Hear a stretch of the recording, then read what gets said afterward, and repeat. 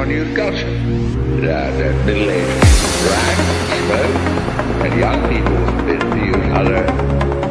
Well, the difference, of course, is the dangers to society.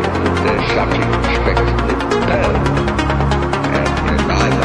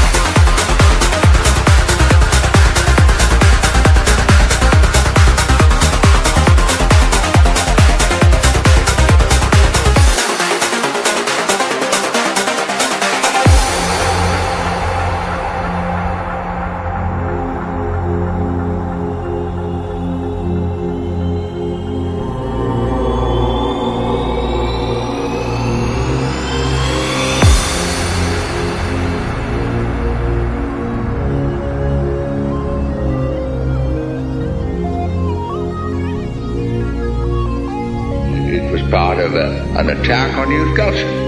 That middle-aged people drank and smoked, and young people were forbidden to use other. Well, the difference, of course, is the dangers to society that they're subject respectively to peril. And in my mind,